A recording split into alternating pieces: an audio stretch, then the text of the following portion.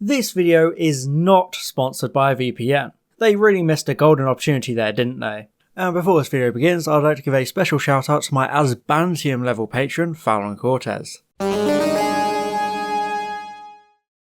Have you ever felt like the internet is a malicious entity that sucks you into a void and steals your life from you? Well, I mean it is, but luckily for you, there's a Doctor Who episode about exactly that. One of showrunner Stephen Moffat's favourite things to work into his Doctor Who scripts was the idea of familiar horror. Everyday items and concepts twisted into evil monsters. He would once again tap into this idea to kickstart the beginning of the so-called Series 7B, with the episode The Bells of St. John. This was a very important episode, because it would also see the proper introduction of new companion Clara Oswald, whose mysterious existence had already been established with two ill-fated appearances in previous episodes. The Bells of St. John is an ambitious, modern episode that tries something new for a companion introduction. However, despite all this ambition, fans continue to debate whether or not it's actually good. So now that Wi-Fi is cemented in society and social media is no longer some kind of exotic, futuristic concept, how does The Bells of St. John stack up nearly a decade after it came out? Right then, Clara Oswald.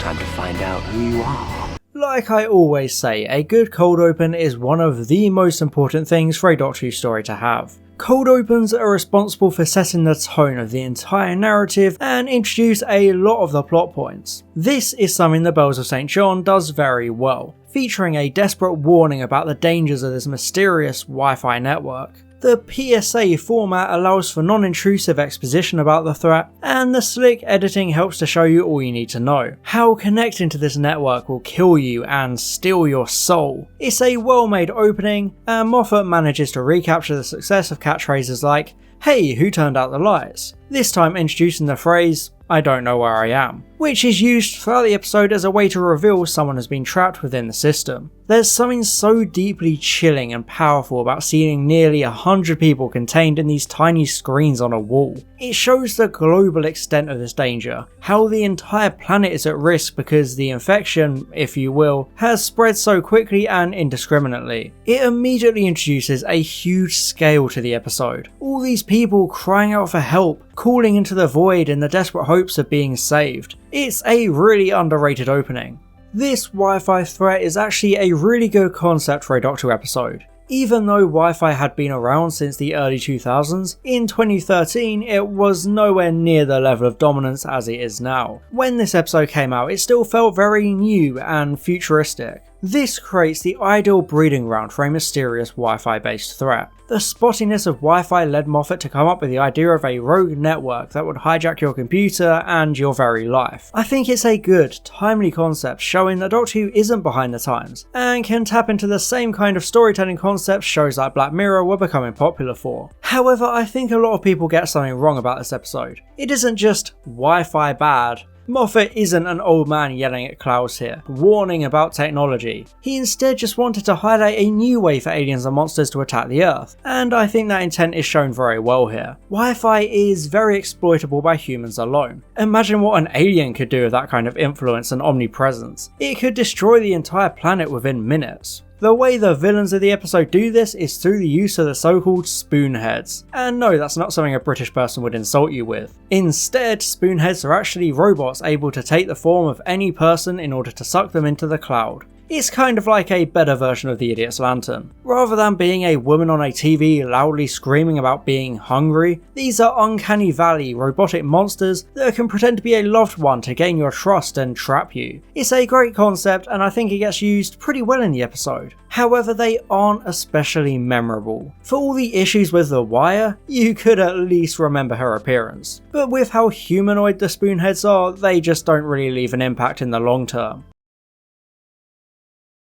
The people responsible for this evil scheme are Cloud Incorporated, led by the villainous Miss Kislet, basically a less campy version of the Editor from the long game. This organisation is introduced in a great way, Kislet willing to kill an employee after his holiday just because she thinks they should. There's just something so evil about how casual she is about this, and how nonchalant her second-in-command Marlet says he'll inform HR. It implies they do this all the time, killing employees for the most minor infractions rather than simply firing them. It's the same callous disregard for human life that Henry Van Statten had, willing to wipe his employees' minds and leave them abandoned in the middle of nowhere. The evil and morally reprehensible nature of Kislet is further cemented as she hacks Marla's conscience to stop him questioning their plan. It's an incredibly dark aspect of the episode, villains with the power to manipulate and hack the very minds of others. They can control your every feeling and emotion without your knowledge or consent. Everyone always gets so hung up on the Wi-Fi aspect of this episode that they forget how chilling and horrific this plot point is. Your personality and mind becomes someone else's to control. Your autonomy is taken away from you and you're turned into a slave. In my opinion, it's just as dark as monsters like the Cybermen.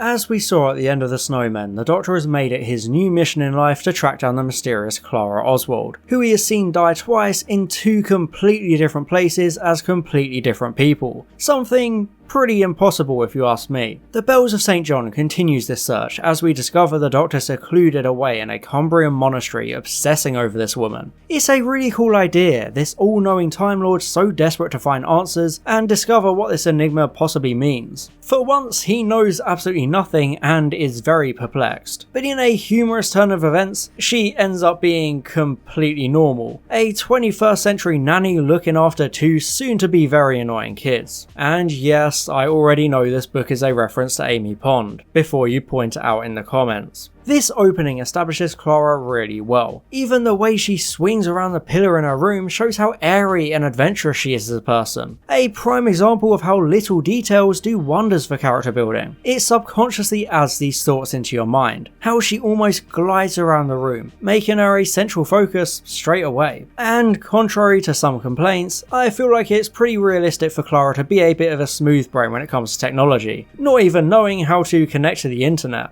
2013 was still a bit of a transitional year in terms of tech, so not everyone in their 20s would have immediately been some tech whiz. Having Clara as a youthful technophobe reminds you of how big the world really is and how there are so many unique people out there. But either way, it doesn't last very long since she eventually gets normal computer knowledge beamed into her head. I guess they just didn't want to face the difficulties of writing a technophobe in a science fiction time travel show.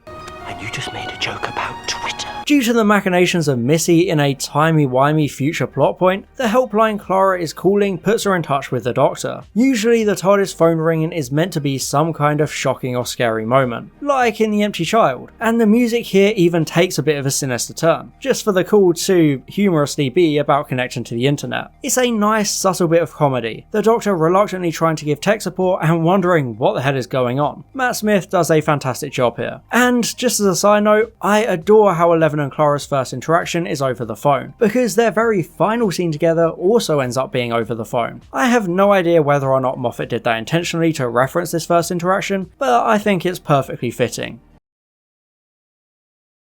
After Clara's way to remember the password turns out to be the exact same enigmatic phrase as Oswin and Victorian Clara's dying words, the Doctor immediately shows up at the house, excited to finally meet Clara again. I know a lot of people criticise the pairing of Eleven and Clara, but it's undeniable that Smith and Coleman have truly electric chemistry. They're such good foil for each other, and scenes like these prove that beyond a shadow of a doubt. The Doctor is this crazy guy dressed as a monk, and Clara has no idea what's going on or who he is, so there's some truly lovable comedy in this moment. Obviously they already had 2 episodes worth of practice to develop their chemistry and refine their characters, so this episode greatly benefits from it, and the 2 characters can start off on a really strong note. I do love how the Doctor can't seem to grasp why it's weird to show up to someone's house and tell them you know them. It continues to show just how socially inept the 11th Doctor is.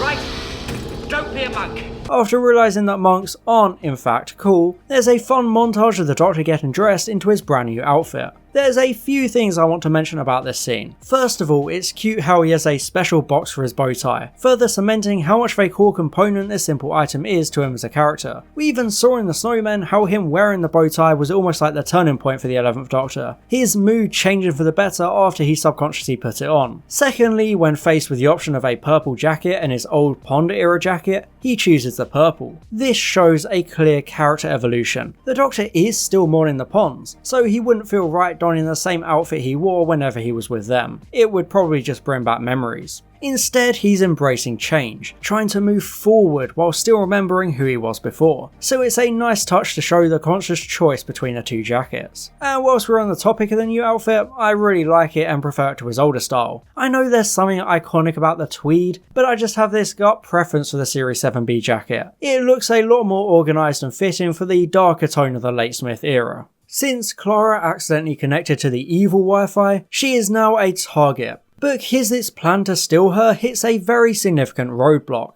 The Doctor. Yes, the Doctor uses his insane hackerman skills to immediately stop the upload and save Clara from her internal doom inside the cloud. I love how baffled the villains are at this, because they didn't even know it was possible to reverse an upload. They thought they had so much control, and now they're completely helpless. Despite the comical hacking skills and the overuse of I am the Doctor, it's a really great scene, and I adore how the Doctor is determined to not let Clara die for a third time. Both times he has met her, she has immediately died, but this time he's prepared. He's desperate to save her, which really lights a fire under him and makes him protective throughout the episode. It's quite nice to see, he becomes so caring, tucking her into bed and looking after her. It helps to drive home how much she means to him, even though they've never actually met before. He's developed this bond with the idea of Clara, and wants to make sure nothing can ever hurt her again, so he's willing to actually stick around for her. Much like the Power of Three, he finds any activity he can find to occupy himself and cure his constant boredom. But the main thing is, he actually stays. He doesn't just try to hop back in the TARDIS and scoot forward a couple of hours. It actually makes a lot of sense based on the line from the Snowmen. The Doctor said Victoria and Clara was in his care, and he felt responsible for her death. So he again doesn't want to repeat that here. This time he's making sure to actually protect and look after her, refusing to let her face more danger yet again. The whole duty of care concept would become a central focus of the Doctor and Clara's relationship, mainly in the 12th Doctor era, but it's great that they established it so early on, so it can grow and take root over time. Are you guarding me? Well, yes. Yes, I am. I also love the music in this scene. Clara's leitmotif is one of my favourite in the entire show, and this is pretty much the definitive track of it. As a piece of music, it basically sums her up as a person. It's so light, almost like it's floating along in the air. It also feels deeply nostalgic for times gone by, while still longing for the future. There's a real innocent and hopeful optimism for the track, and it perfectly suits the character it represents. Curious and kind, reflective and adventurous, all traits of Clara, something also shown by her childhood book of places to see, with a mysterious leaf tucked inside. But we'll get to that in the next video. And while we're on the topic of the track Clara, why isn't that the title of the entire episode? Doctor Who titles need to tell you something about the episode. Girl in the Fireplace is about a girl in the fireplace. The Lazarus Experiment is about Professor Lazarus experimenting on himself. The Stolen Earth is about the Daleks stealing the Earth. You get my point. The title, The Bells of St. John, has no bearing on the episode as a whole. It's just a reference to one throwaway line at the beginning, making it weirdly disconnected.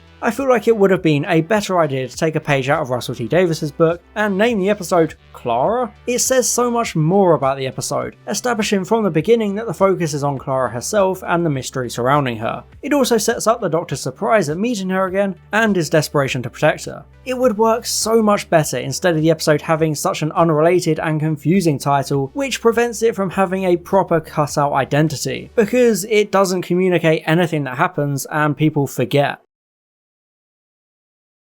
During the early stages of production, producer Marcus Wilson suggested the idea of an urban thriller like the modern James Bond movies or the Bourne films. I think this intention shines through very clearly, like the wonderful scene of Cloud Incorporated locking onto the Doctor and Clara, once again showing the sheer power of the antagonists. Much like the movies it's inspired by, The Bells of St. John positions the Doctor and Clara as fugitives in a way, chased wherever they go by the shadowy bad guys who seek to kill them and take over the world. So it works very well. The episode is very slick in direction, it feels really modern and ambitious. There are great set pieces of the Doctor racing up the Shard Shard on a motorbike, and a fantastic TARDIS entry into a crashing plane. The Doctor and Clara desperately trying to avert disaster in a chaotic and intense moment. It's an exceptional faux one-shot scene, and it carries a lot of momentum throughout the sequence. Obviously, we had already basically seen Clara react to the TARDIS in the previous episode, so repeating the traditional kind of entrance would have felt repetitive and redundant. That's why I appreciate how they streamline it in the episode. The Doctor is too busy for the usual spiel, so he just drags her into the TARDIS, fiddles with the controls, and they're already back out into a crashing aeroplane. It's so fast-paced, and Clara's confusion sells the moment exceptionally. She understandably finds it hard to process all the things being thrown at her all at once. And even on a technical level, a moment like this helps to show just how impossibly big the TARDIS is. In The Snowmen, the production team achieved their nearly decade-long wish to have a seamless shot of a companion entering the TARDIS, and it works again here. The pair entering, travelling, and exiting all in one smooth motion, using camera magic to make it seem completely uncut. It's one of my favourite parts about this episode. As a scene, it re-establishes everything we need to know about the TARDIS. It can travel through space, appearing on the plane, but it could also travel through time, since the Doctor lands them in the middle of London the next morning. Much like every companion introduction, this episode reintroduces all the core concepts, and I think this sequence is one of the best examples of how to do it. Good. Are you an alien? I am. Yes, okay with that. Fine, yeah. In the modern era, the world is the most photographed and heavily surveyed it's ever been. There are cameras everywhere, both in terms of CCTV and the everyday citizen. I love how this manifests in this episode, Cloud Incorporated following their targets through the cameras of completely unaware tourists, further establishing just how omnipresent the villains are. They're literally everywhere, like Big Brother, always watching. It's an ingenious plot point, reminding you of how the world itself is constantly switched on and there's always someone looking at you. Anyone can be found easily by this point, and it's just like Hislet says. I do love London. So many cameras. The sheer power and omnipresence of Cloud Incorporated is further displayed as the villains physically hack and take over the bodies of random people to taunt the Doctor and show him how outmatched he is. They can literally be anyone, anywhere. That's how powerful they are. Obviously it needs a lot of suspension of disbelief because it makes no sense how controlling the Wi-Fi can allow physical control of people, but it's still such an excellent scene. The villains can be anyone, which makes it truly daunting to have to fight them. They imply they can do a citywide activation of people, which is crazy to think about because they can literally raise an army. And even more dangerously, they can take the Doctor's form, which leads to a fantastic scene of Clara being taken again. It's such a good way to use the concept of the Spoonheads. First, we have that reassuring visual of the Doctor returning for Clara, only for the penny to drop as he repeats what she says. Then there's the visual of him being a Spoonhead. It's perfectly written and shot. Such a good reveal to take advantage of the nature of the threat and corrupt the usual trust and safety the Doctor represents. I love how Clara manages to track down the employees of Cloud Incorporated by using their own tricks against them. They used photos and videos from random people to find the Doctor, but Clara uses their own social media to find them. By simply and innocuously listing their workplace online, all the employees are essentially doxed by Clara, since she works out what they all have in common, that being working in the Shard. I'm sure people probably get all annoyed at Clara upstaging the Doctor like this, but it's nothing new. It's just like Donna in the Sontaran stratagem looking into the personnel files, whilst everyone else was too busy looking down dead ends. Clara has that very human touch and common sense thinking the Doctor is almost too smart and alien to have, so it establishes her quite well. Although if you have ever tried to reverse image search anything even in 2022, you'll quickly realise Clara's plan would instantly fail. All she'd get is a billion results for man and woman images. Also, it's funny that Marla lists off social media like MySpace, which hadn't been relevant for like 5 years, and Bebo, which literally filed for bankruptcy 2 months after the episode came out. Oh yeah, and for some inexplicable reason, he also mentions Harbo. I guess that means the pool's closed due to Wi-Fi.